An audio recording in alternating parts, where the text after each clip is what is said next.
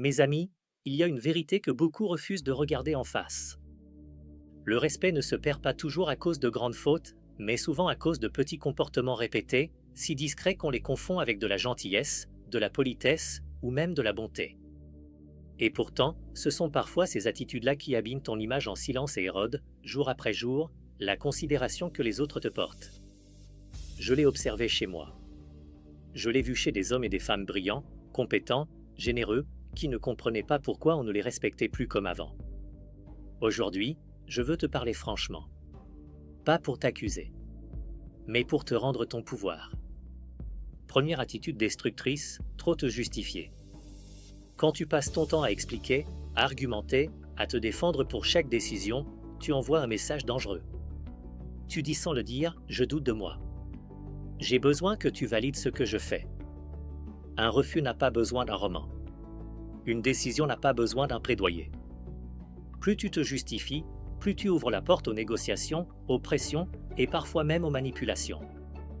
Les personnes respectées ne sont pas froides, elles sont claires. Elles parlent peu, mais chaque mot est posé. Un non assumé, calme et ferme, pèse toujours plus lourd que 1000 explications hésitantes. Le respect commence ici, le jour où tu arrêtes de t'excuser d'exister.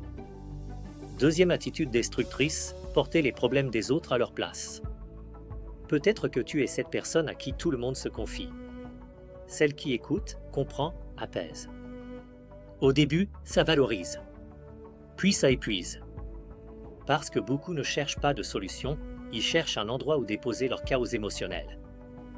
Ils arrivent lourds, ils repartent soulagés, et toi, tu restes chargé. L'empathie sans limite n'est plus une qualité, c'est une fuite. Tu n'es pas un centre de thérapie gratuit. Tu n'es pas obligé d'absorber ce que les autres refusent de gérer. Poser une limite ne fait pas de toi quelqu'un de dur, mais quelqu'un de responsable. On ne sauve personne en se sacrifiant soi-même. Et paradoxalement, plus tu protèges ton énergie, plus les autres apprennent à te respecter. Troisième attitude destructrice, chercher l'approbation à tout prix. Vouloir plaire à tout le monde est une fatigue de l'âme. Changer de discours selon la personne, rire quand ce n'est pas drôle, se taire quand quelque chose te heurte, c'est perdre peu à peu le contact avec toi-même. Et les gens le sentent.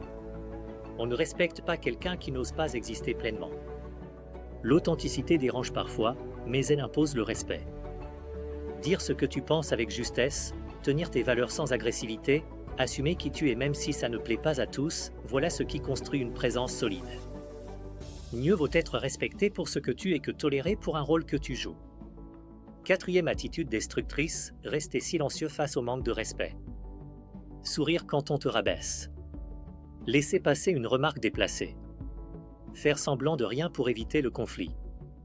Chaque silence de ce type est une autorisation. Tu n'enseignes pas aux gens comment te respecter par des discours, mais par ce que tu acceptes.